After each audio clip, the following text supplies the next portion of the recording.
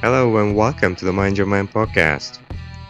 Here in Mind Your Mind podcast, we talk about life, mind, the universe, everything, and literally nothing at all. And we do that in an undisturbed, unscripted, and unprepared way.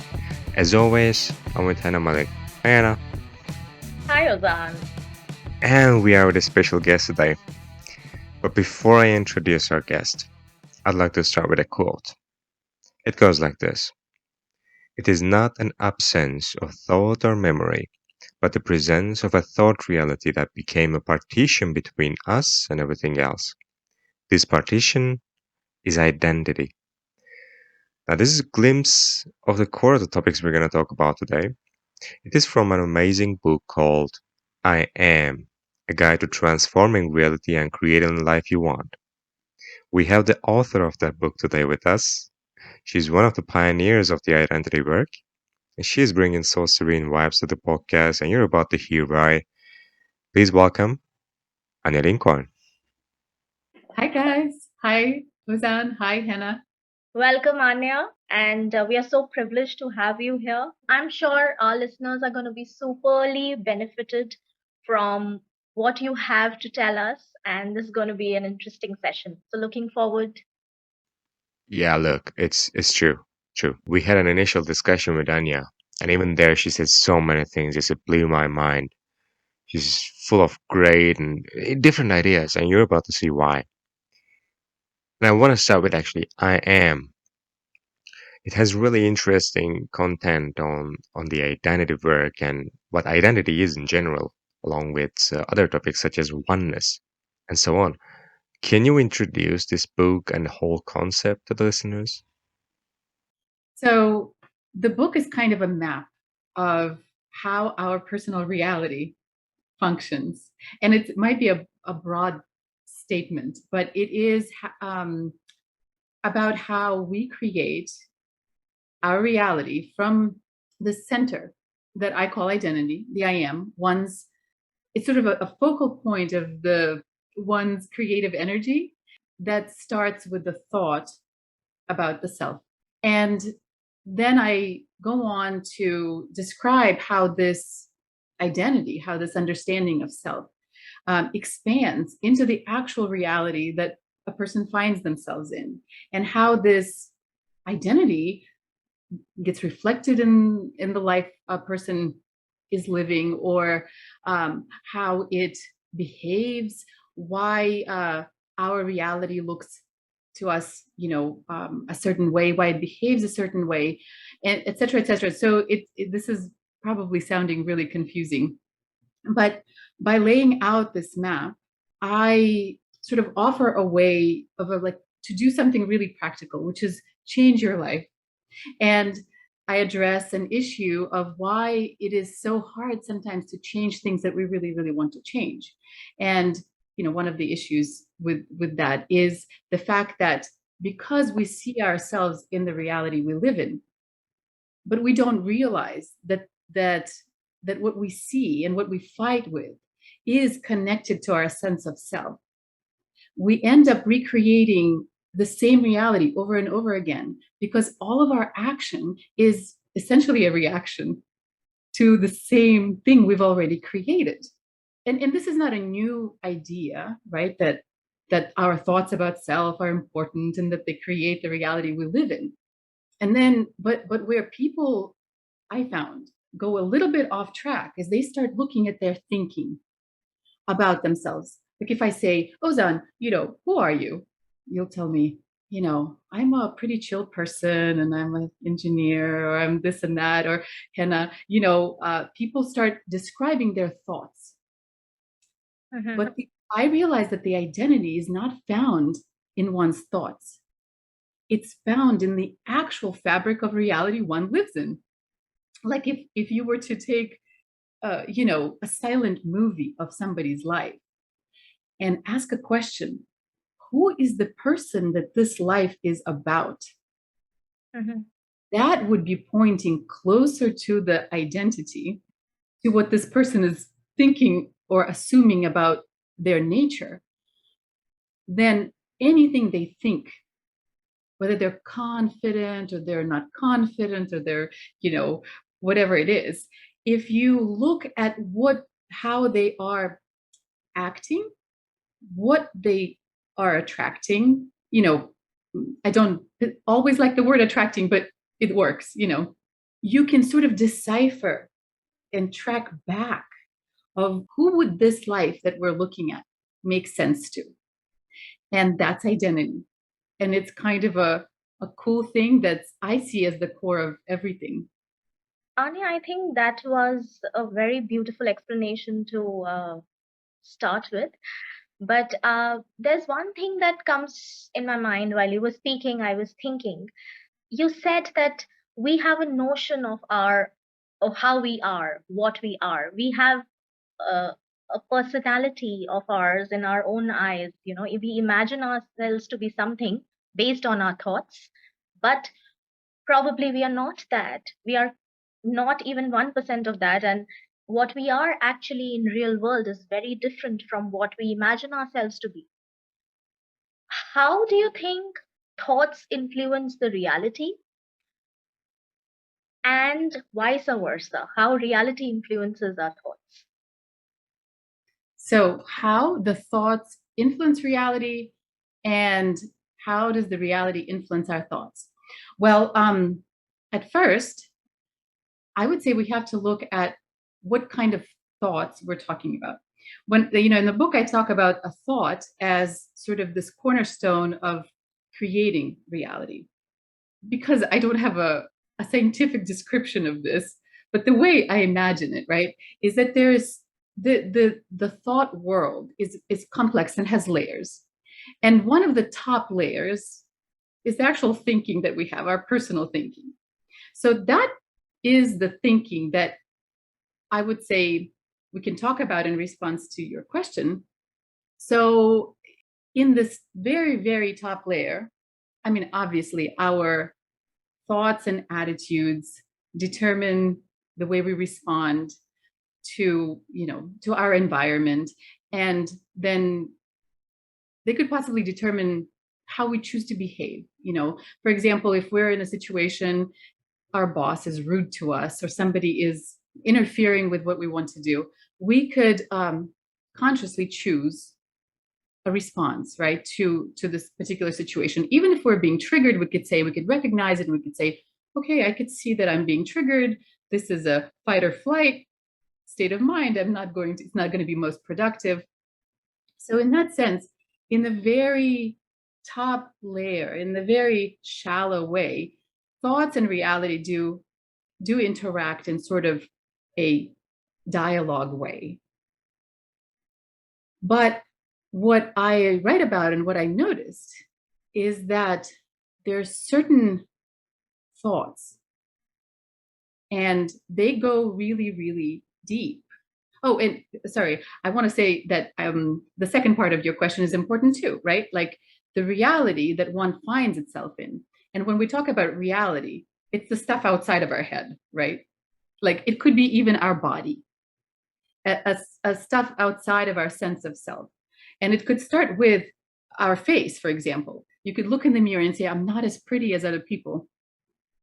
Or I am not as, able-bodied as other people. And so then this particular reality, you could say, starts influencing our thinking. And then that thinking becomes a sort of starting point for all of our actions. So if a parent tells a child, you're stupid, you're stupid, you're stupid, or if they tell them, you're smart, you're smart, you're smart, then this child is going to internalize something about themselves and then, right, then create their relationships from that place. But that is like the top layer, like I said.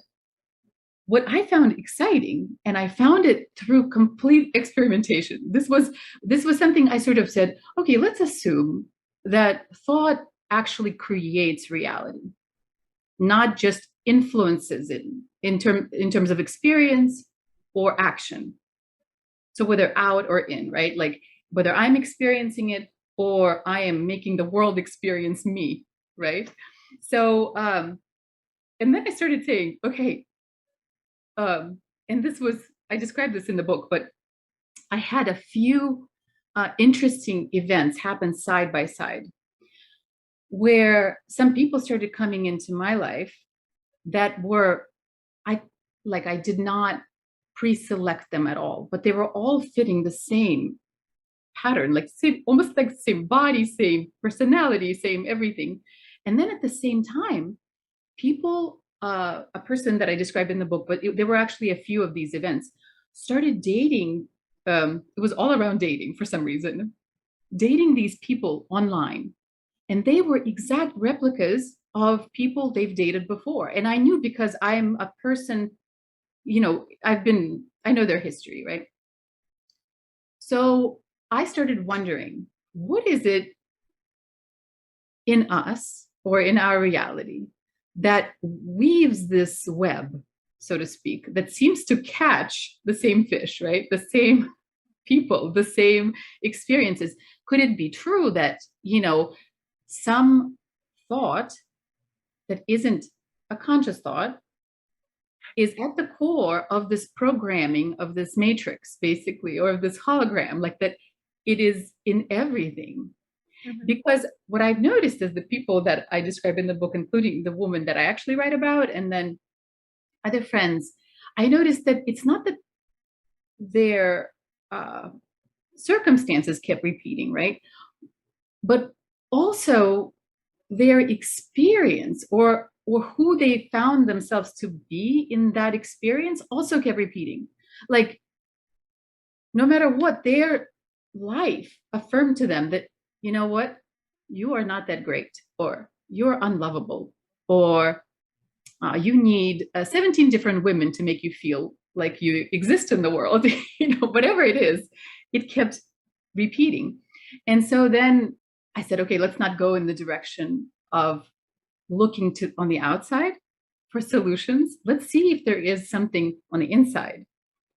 And and then I started experimenting with different things, right? On me, on myself, my own guinea pig. Like, weird stuff started happening. After I would hit this realization about myself, and it never has to be, this is running a little bit ahead, but if one does the identity work, you don't have to go all the way. You just have to go as deep as you go, right? And then, but I would get to this place that I've never seen before. And I thought, oh my God, I'm operating as the person that thinks love is outside of them. Like, what does this mean about me? Well, this means that I have, like, this is a quality that is absent, or it's outside, or it's, and I just let it go as a thought. I thought, well, who would I be without this thought? I used a question that is used by another spiritual teacher, Byron Katie. And I even wrote to her and I said, hey, Katie, could I use your question?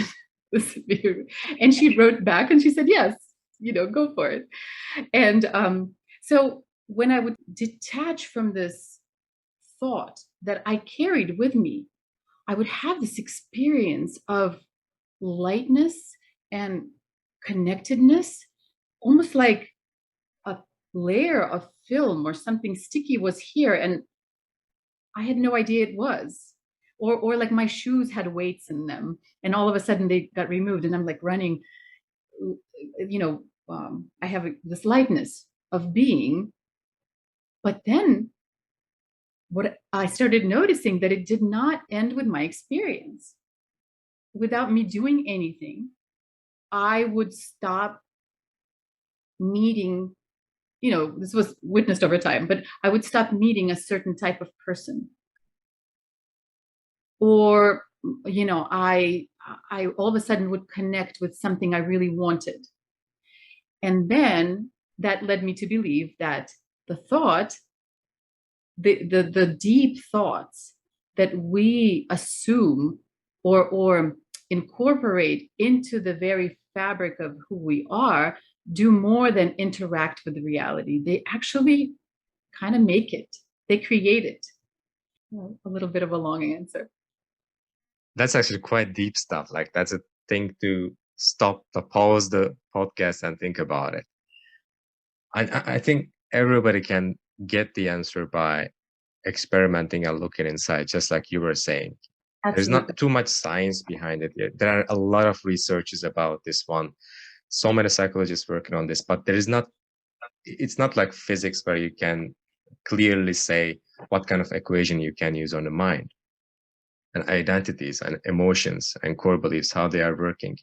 And what really struck me when I was checking your book was that it's so similar to the concept what I have found experimenting on myself, not by reading, not by researching. I did that was after I did the experimentation on myself.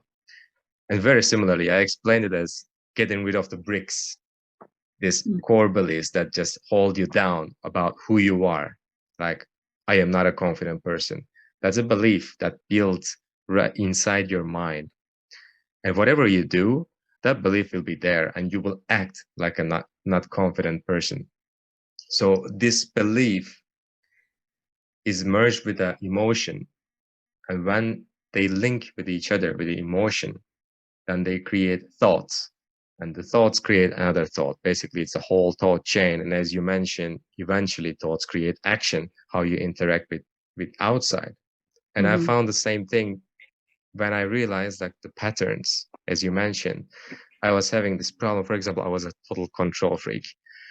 I was so much control freak. I was having problem with everyone, every workplace. I'm a quitter. I quit workplace and find a new one.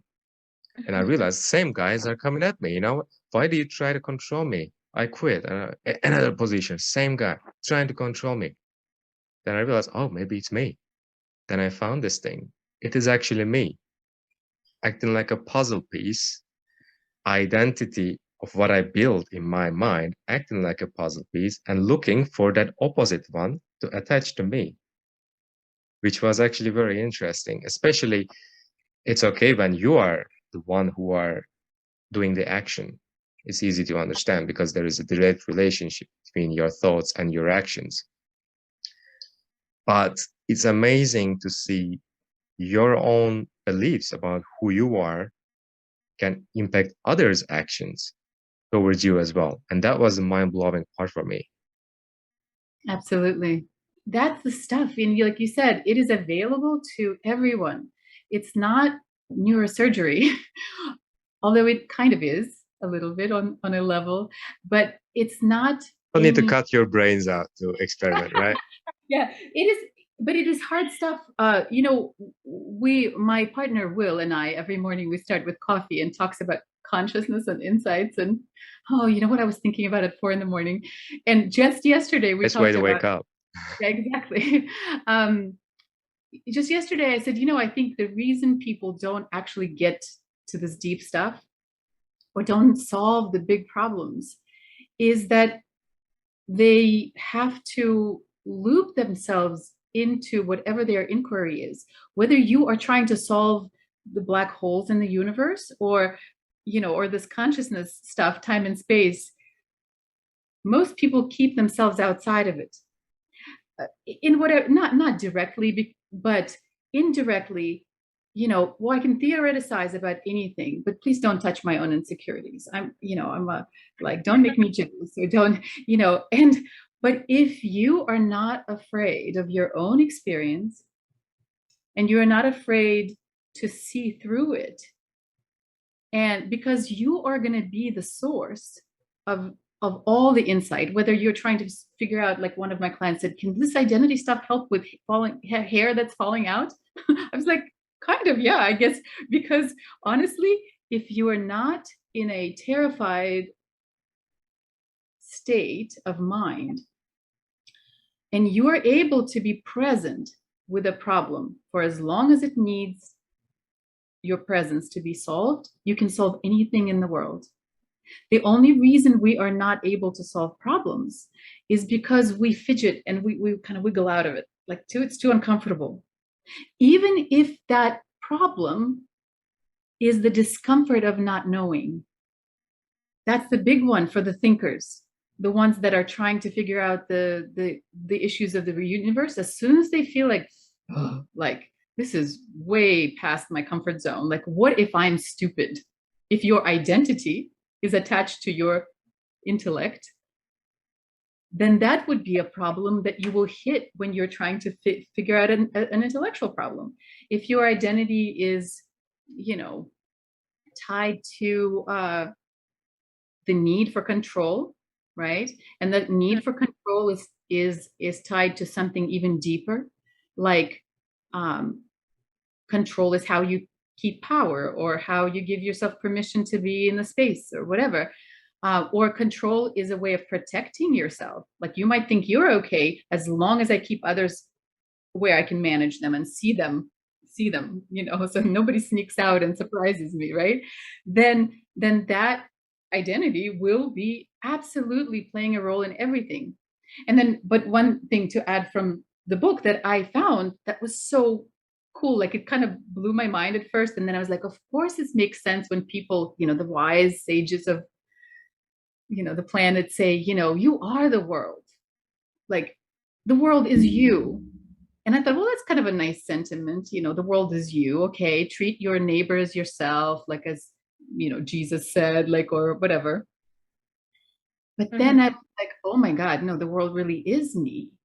Because either I am, and the world is this dynamic development and expression of this creativity, right? Or it's also a reflection of me, or the world is reflecting right back to me what I am so tightly holding onto and I don't want to let go. And as I say in the book, the natural state of creativity is to think, and then drop it and drop back into oneness. That's creative process. From one to two, one to two, one to two. And then, but the problem of the dance between one and two is that you actually have to drop the two to get to one. But if one of the things in the two is you, that's me. I can't let go of that. Then you're always in duality. You're always in that state where you can never 100% let go of all thinking, including the thinking about yourself, and drop into oneness. And then in oneness, state of oneness, as experienced by humans, the new reality or a new thought or a new solution or an insight, oh my gosh, like we're trying to solve this, I don't know, this problem this way, but this problem doesn't even exist. We need to create a flying car instead of trying to solve the road problems, for example. So yeah, that's the practicality of identity, is that every single person on this planet either either reacts and responds and regurgitates the same thing, or creates something new. And in order to create something new, you have to be able to access that state where the new stuff comes from. Can't agree more with you, Anya. I think we are totally on the same page, because this is something that I also mentioned in my book somewhere, that it is so important to first acknowledge and accept that you don't know things. And, you know, once that acceptance comes, you let go of the false control that you have been exercising, you've been thinking that you have, but it was all in your imagination. That the way you perceive the world, the way you see things, is actually a reflection of your own thoughts, what you are thinking, how you are taking things to be, how what beliefs you hold on to. So everyone and everything around you seems to be similar to that aura that you generate. Talking about that, uh, it also brings me to a point where you also mentioned that, at a very impressionable age, when we are very young, children, toddlers, who are at the stage of observing and, being fascinated by their surroundings, that is when they create, they take in a lot, they absorb a lot, they see everything, they observe everything, and they try to uh, they kind of, unintentionally uh, bring out a consequence or bring out a reference to. So a kind of an inference is drawn in their minds at a very young age, and everything that happens henceforth in their life is somewhere attached to that inference. They map their uh, happenings and occurrences, that whatever happens in their life later, they kind of map it to their childhood.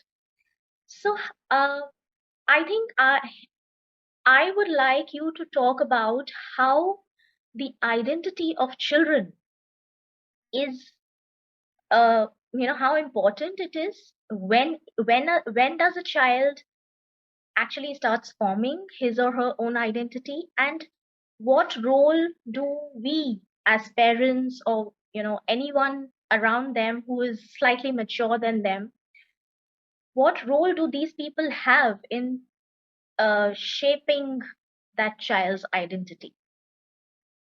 Great question. Yeah, I definitely think that a big chunks of our identity is formed in childhood.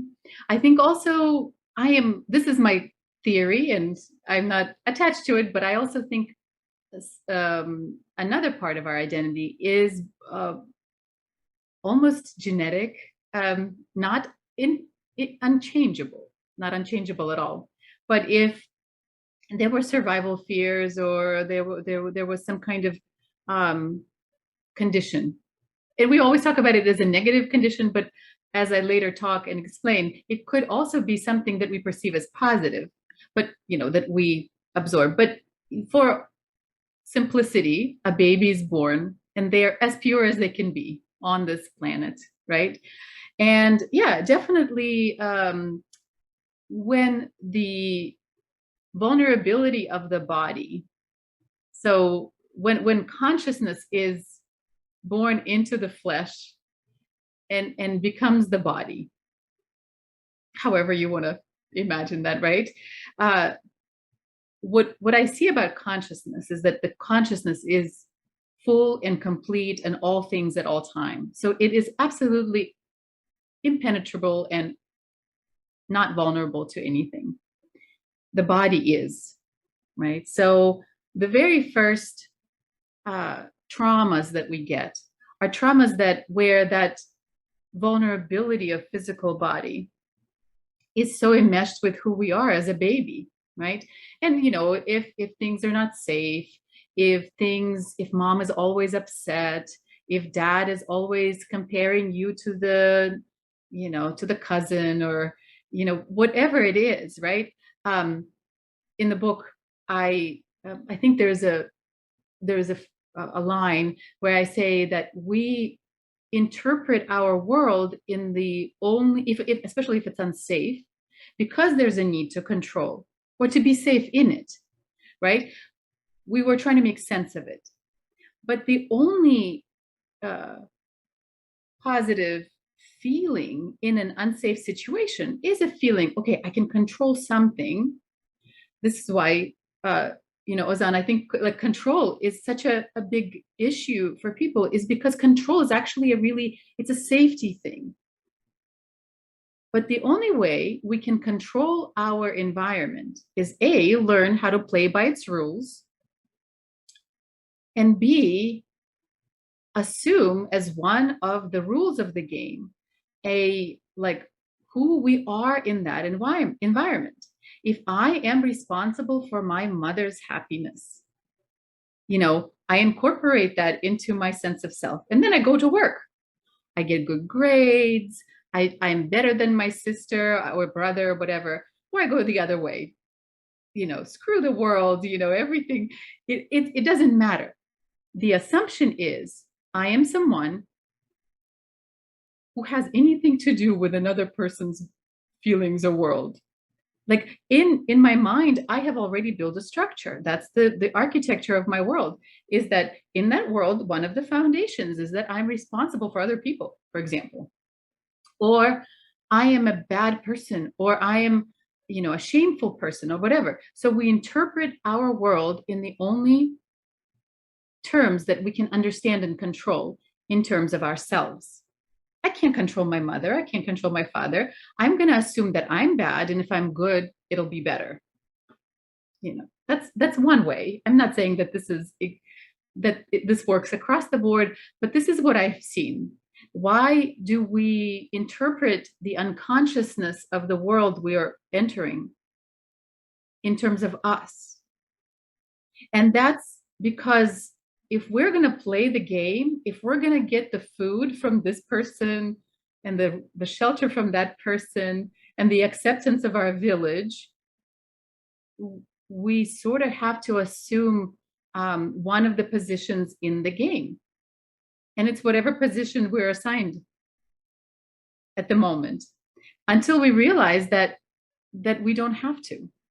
And then deeper, if we go deeper, we realize, oh, it's not that we can choose whatever we think of ourselves. We can create a completely different world that does not operate by these rules. And this is where we enter into things like money and cool stuff, like, I don't know, health, like big issues like wars, how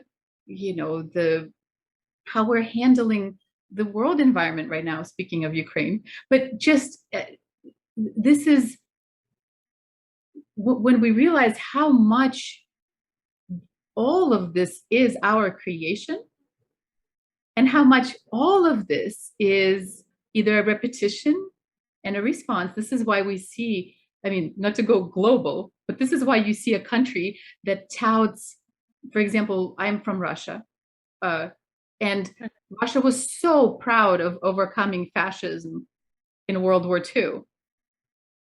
Not even 100 years later, they're being blamed with the same thing, right? It is, and not just blamed, they're doing horrible things, right? This has been a big personal pain for me. But the point is, why I don't take sides, not take sides, I definitely could personally take a side in any conflict. But I also see how we collectively has been responding as opposed to completely stepping out and creating something new. This is why when some alliance is created in response to some war that later acts out of that same old mentality, even though they think they've shifted to the other side of the spectrum. Oh, we're not like them at all. Any action taken without questioning the consciousness, and individually, it's the identity of each person that is thinking about a problem, is going to result in the just regurgitating, just spinning the same wheel, whatever it is. So that's kind of exciting, and we departed a little bit from children, but when you talk about responsibility of adults in the life of a child, what I just said actually has relevance, because if you're witnessing something in the child that you've assumed, and whatever you're witnessing is not right, like you say, okay, they're thinking they're a bad girl or a bad boy, and I need to convince them that they're good. You are actually responding.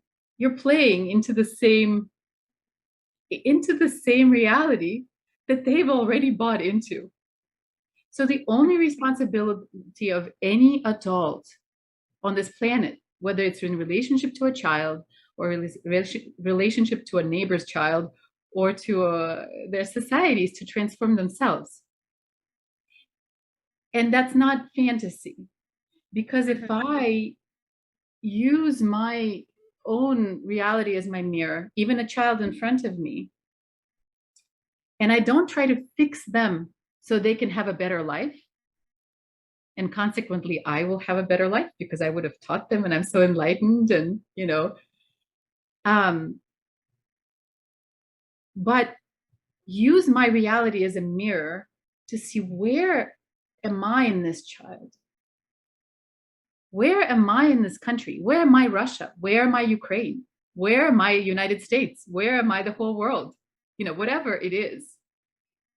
And I get to the point where I realized, yeah, there is a part of me that is clinging to this idea that somebody's supposed to be good or bad or whatever it is, some paradigm. Then, having let go of this, I could be so present with the child that I can become a mirror they could see themselves in, or they could be loved. One thing that I've noticed, and this was also very anecdotal at first, is that when I have 3 children, so I have a lot of experience with this, and sometimes I see other people besides my children in real world mostly. But when I have any agenda, and the agenda is always identity, not desire, not pure, like, I would love to go bring this person a pie. But if I want to bring a person a pie to get them to react a certain way, or, I'm going to take this child for a walk versus I'm going to take this child for a walk so they could see how loved they are. If there's any agenda, the person that is in your duality dance will only see the opposite of what they are holding on to, which is in the same reality. Like, whatever it is. Like, if they're thinking they're bad, they will see that you're good. Mm-hmm. They won't see that they're good.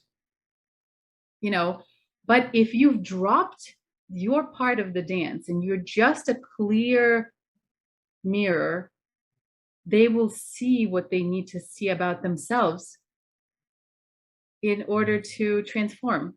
And there might be action. This is not devoid of action, not like you're going around and you're all zen and like you don't have to do anything, just be transformed light.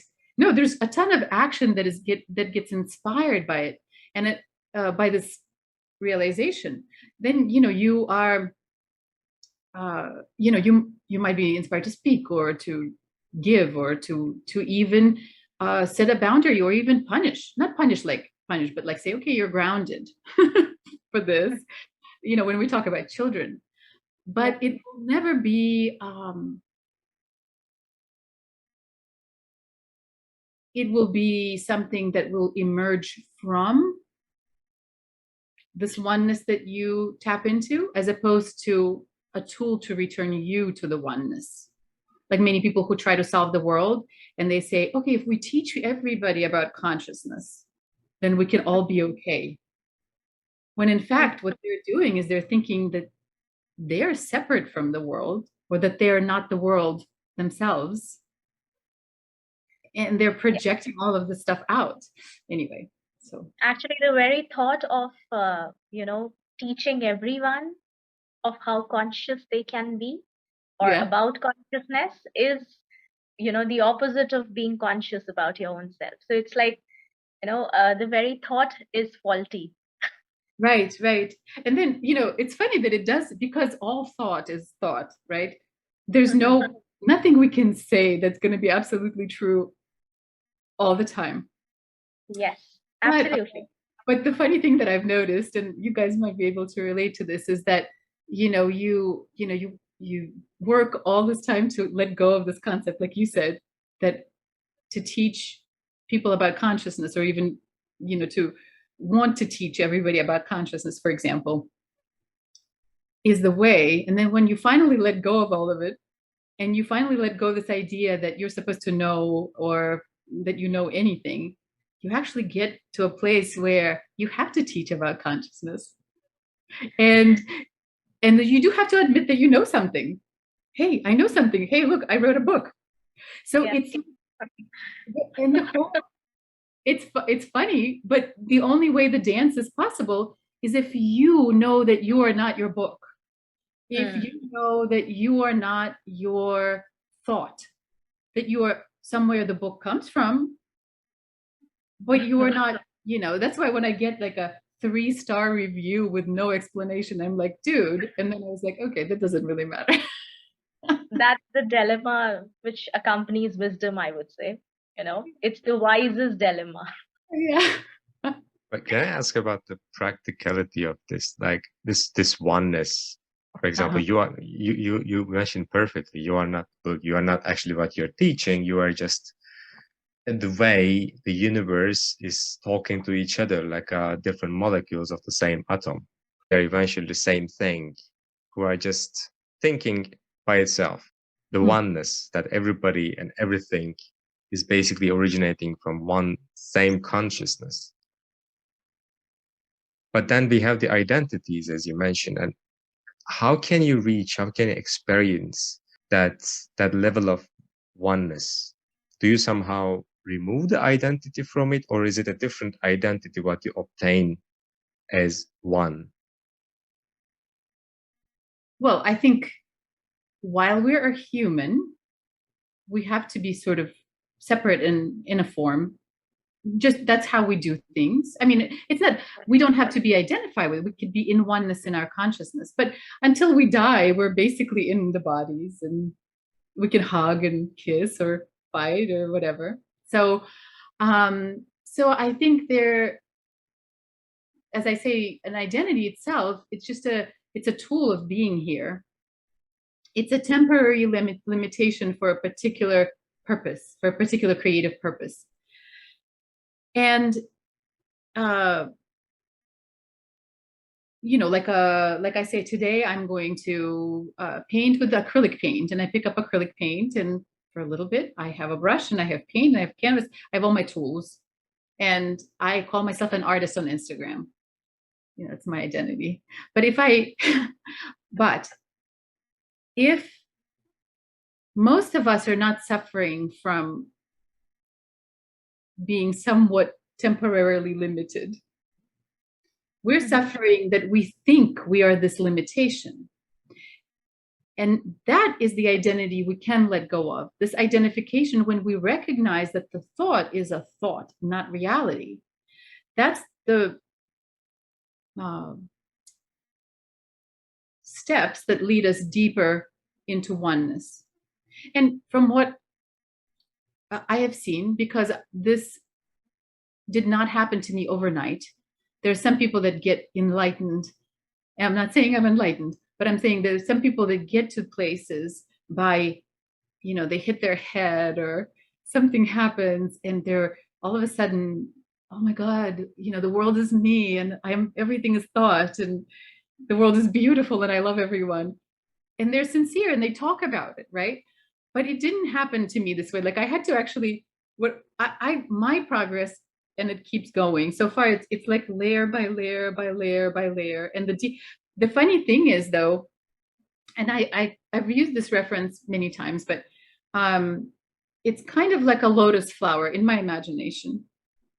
Like in the center, you have access to oneness, and the petals of the flower are the layers of reality held together by thought, and some thought you have an investment in. And the more you let go of these thoughts that are close to the center, right? The more the flower opens up, the more space there is, the more creativity, the more, and then you continue experiencing your connection to oneness while also being a human being and not having to be perfect. So it's not like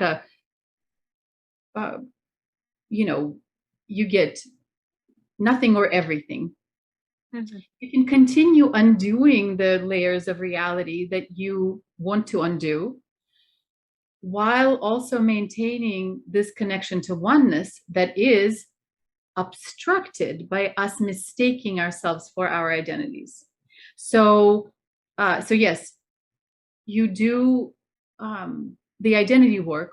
This is one way I have seen of getting there, is I guess meditating long enough in many different ways to see, to recognize what is just a thought that I have been buying into as reality, including a reality about my own self. And once you see something as a thought, you can't reattach back to it. Like if I say, this is a greeting card, and I see it's not actually, suppose it was stuck to me before. Once I unstick it, I can carry it all day long. That could be my identity. I could say everybody, hey, I'm an artist. Hey, I'm a book author, whatever. But I have this space around me that I know it's not me. I can put it down at any time if I don't need it, if I don't want it. It was a beautiful visualization of, and it put everything so simply, you know. The, Oh, it's great. I have an Instagram page, right? And sometimes I post these things. And one time I posted. I actually read on one of your page, Instagram page only, oneness. On oneness, you had written that oneness shares, whereas ego borrows. Yeah. Yeah, that was a beautiful thought, actually. Thank you. Yeah, I've noticed that it's like that's a simple distinction. If I'm trying to borrow from somebody a sense of self, right? Oh, I want this, cute guy to notice me. Not talking about myself personally, just anybody. No. If I want this, this person to acknowledge my existence, right? For example, am I borrowing or trying to borrow a sense of self from that, for example? Or am I in just happy and alive and somebody comes and like, oh, I want to share my time with this person? That's an expression of either oneness, what you being in oneness. This is all through a personal lens, right?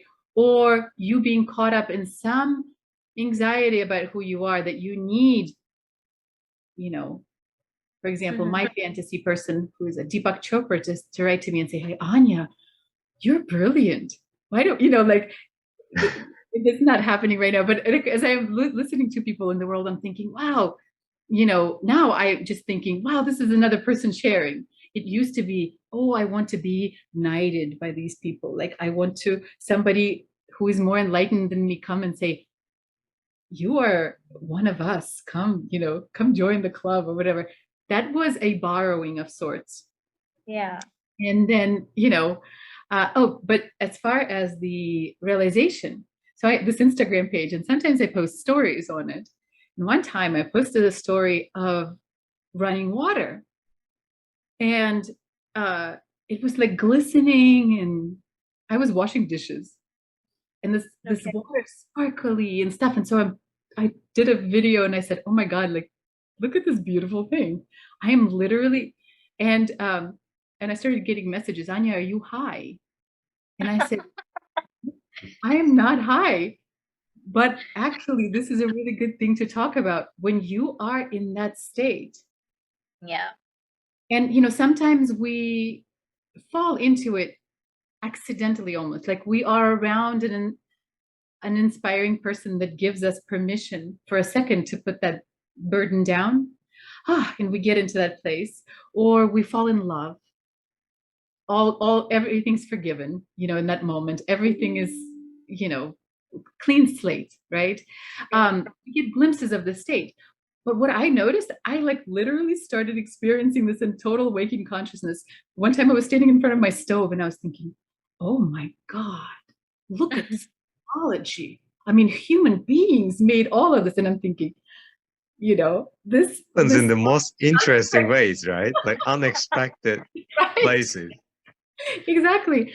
So, but that's it actually happened with me once while I was watching the milk boil, and I have mentioned this in my book too. That I was just standing in front of the milk, and it was as it rose to the brim, and the froth started accumulating, and it rose up. I was wondering, what beautiful thing this is. I mean, it's science. It is a beautiful sight to see, and it's all science behind it. The molecules are interacting with each other, and how beautifully they are, colliding with each other, and they are converting a liquid into a gas. So it was a mesmerizing sight, and I kind of spilled some milk too. But then I love that. It's worth it. Then yes, that was a contemplative moment, and where you really enjoy seeing anything and everything around you. You go very deep into it, and you really start realizing the value of each and every particle in this universe. Yeah. And that's, that's the state that is available to us, right? To all humans.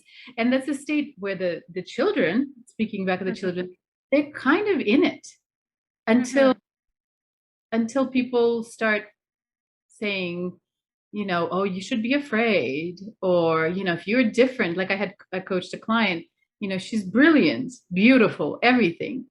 Yeah. It was not fitting her culture, or didn't fit her culture, and her family culture and her culture, in ways. And when she got to 12 or so, she got sad and turned it off. And but it's underneath. It's not that you turn it off, like access to it, but you just close the valve. A lot of things onto it, like there are life struggles, a lot of unimportant noise, what I call it, and because of them, you can't reach the gold, what is below there. So you have to Exactly. dig very deep into But them. it's always below, right? It's always below. It's not, does not go anywhere. This is why Buddhists say, oh, it's the sun and then the clouds. Like the and there are philosophies, or there are schools of thought that actually go as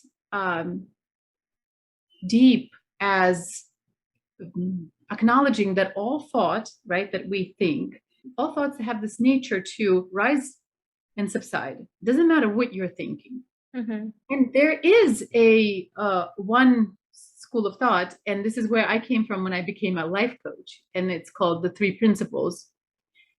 And very similar to Byron Katie too, where they talk about all experience, personal experience, coming from thought. And they've noticed, or the person that originally originated the philosophy noticed, that when the thought passes or leaves, it does open this clarity, and this beautiful unconditional well-being nature starts shining through. So that actually is available to anyone, even without the deep inner work. Mhm. Is just, if you know that your personal thinking isn't reality, it's not it's not making you attached to anything in reality. It's not like your safety or your extra parachute or whatever. That your thinking, personal thinking, is just like a Polaroid picture of everything that's happening. And if I know this, and I just stop thinking for a little bit, the mind does settle, like in the morning. And most people, super smart ones, sometimes don't experience this because the brains are on overdrive. But most people, and I'm joking about the intelligent dilemma, but the intelligent people do have more issues with letting go of concepts and ideas. But anyone, you grab a hot stove, right? Or and you get jolted out of the thinking. You wake up in the morning, and for a second you don't know who you are, and there's this openness. That's what's available. Technically, you don't even have to do any inner work. But what I've noticed, and this is where I said, this is great, but we can go deeper.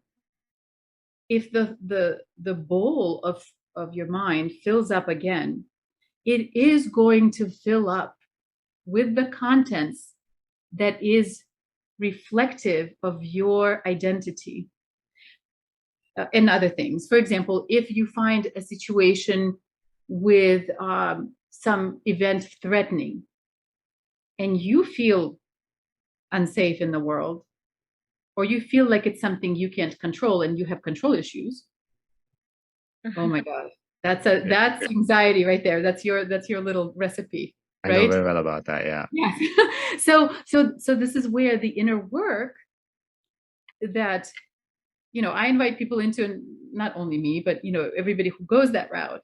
That's where it is effective, not in clearing the mind. The mind can get clear on its own. Mhm. It's, first of all, it's what the bowl fills up with, how much you hold on to it and not hold on to it. And then the coolest of all, I think, it's this magic Yeah. that if you want the reality to change, that you have to engage with it, unsee your connection with it, become transformed in that experience, and you become the center of transformation. And this is actually, maybe this is a subject for another talk, but this is where I see that the dilemma of spiritual people that get to that place of like clarity and enlightenment, and they don't want to have anything to do with the world that's going to upset this feeling. And it's hard for them to maintain oneness while being in the world. Yeah. Balance is destroyed there, right? It because you're still in the two. You can only create oneness in a half of your personal universe. The other half of the personal universe is saying, look at the world we have created as humans collectively.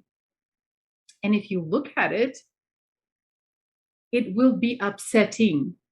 And if you're not identified with it, you can be with it while being in oneness without getting caught up in it, and you can make a difference.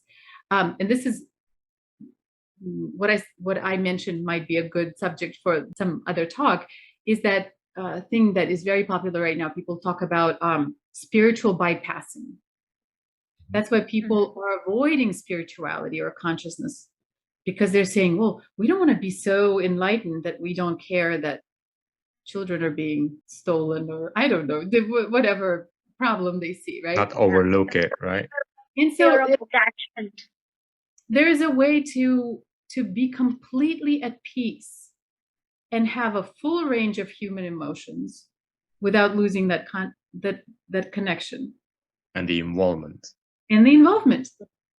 Yeah. And also knowing what having the wisdom to know when you should be involved and when your involvement isn't helping you, at the moment, like it's not called for. And that's the difference between the activists, for example, that are so caught up in the idea of defeating something outside of themselves as evil, that it never stops and there's never other perspectives.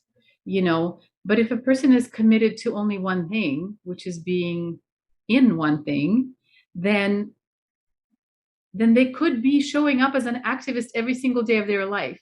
But it's because every day that makes sense. And when it doesn't make sense,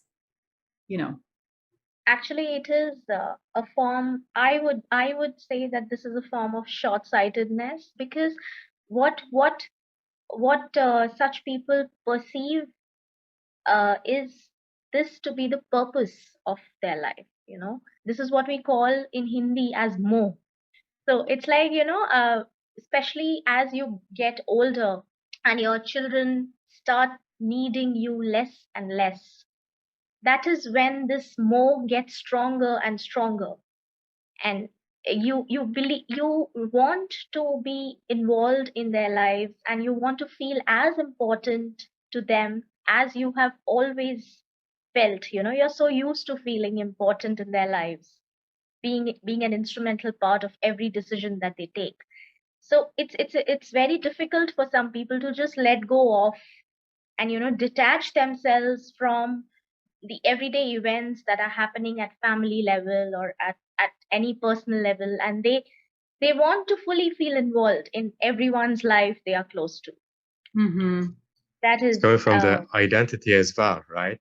The oneness and the identity, what you have, that's basically deciding your thoughts and actions. And it's pretty much similar. You need some kind of balance to know your involvement, what it will lead to, what will be the result if you do that, what will be the results. There are so many cries going on in the world right now. There is a war right in our border, actually. I'm right in Hungary. I'm with the Ukrainian people. I go out and I can see them, and it just hurts me to see that. Yeah. But what can I do? What can the involvement go? Exactly. You can go and join the war. Will it make a difference? No. Right. What can make a difference? You can raise your voice. You can help one of them, or things like that. Just like helping the environment. You can do your part. Absolutely. And when you do your part, you have the identity of whole oneness. That if everybody does their own parts, then actually you can make a difference. Exactly. Right? Exactly. I have an example that actually that became really real for me about this. When we started getting, we don't have a lot of refugees here in New Orleans or in America because of the location and because of the policies, but people started coming in. And then I realized that personally, I actually, with how connected I am and how many ideas I have and how I don't really stop at, oh, this is not possible, I can actually solve many problems for many people really fast.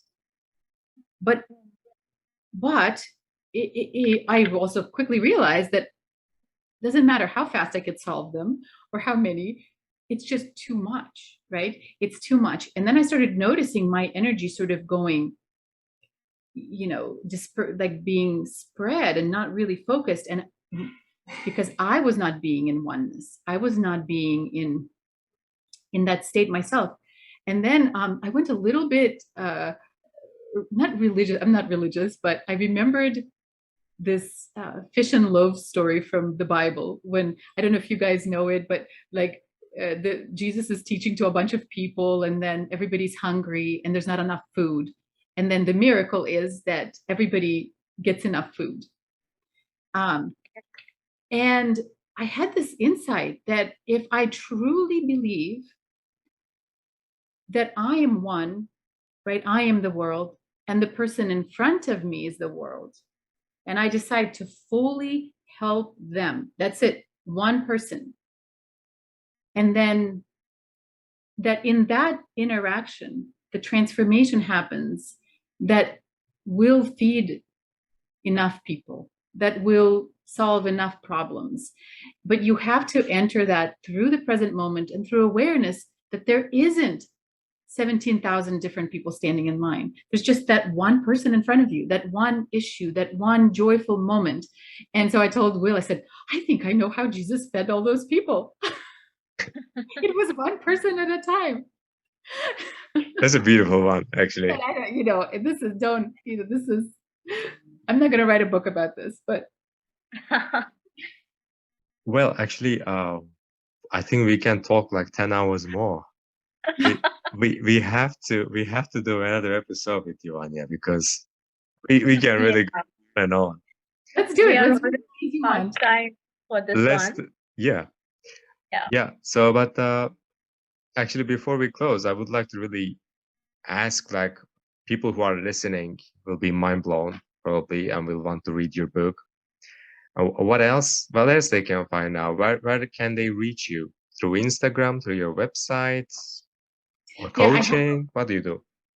So I have a website, anyalincoln.com, and it will have all the information about the upcoming webinars that I'm planning to do more group work than personal work. I do offer personal breakthrough sessions on case-by-case basis right now, but I have a connection to, so my partner Will is a coach, and he gets the identity work, and he actually takes on clients regularly. And there might be more opportunities to work with me in the very near future, but right now I'm in this development stage. But if you go to my website, anyalincoln.com, you could find links to my Instagram, which is also at Anya Lincoln. And the book is available on Amazon and on Audible and really on all the other platforms. Make sure you follow her on Instagram because she's pretty active and she has amazing insights right there. Oh, yes. Lovely posts. Thank you. Henna, why don't you tell us the one thing that struck you the most and close the episode? Okay, I think there was not just one thing. There are too many things that I'm going to take away from this episode. Of course, we discovered this very, very beautiful, very, very amazing phrase called the wise's dilemma. That all three of us can really relate to, and most of us who have had a moment of wisdom in our life ever would relate to that. It's so important to spread that wisdom, but at the same time that it's just you who has to be worked on and no one else. So I really enjoyed this session. It was so enlightening to share and listen to both of yours experiences. And thank you so much for joining us, Anya. Thank you, We Anya. would definitely want Thank to you have, guys. yeah, we would definitely want to have another episode with you because I'm sure there's a lot more to talk about and discuss. Absolutely. I would love to be here as many times as you want to have me. And also, I'm very happy to connect with you, um, not personally, but with each one of you. And Ozan and Henna. And because I am very excited to find people who are thinking about this stuff, who care about this stuff, who see why this is important. And I think that's a really great stage of being this kind of person on this journey of spirituality or just inquiry, not necessarily just thinking about consciousness, is that you do a lot on your own, but then when you finally see people who are like you, it's like, yay, I'm not. Yeah, we Right. are like that. We are like So, so. Pleasure to meet you, Anya, and let's keep in touch. Then. okay, good deal.